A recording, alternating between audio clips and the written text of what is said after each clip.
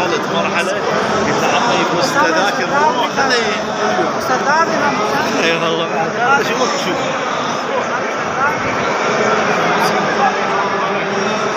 اي لا الحمد لله.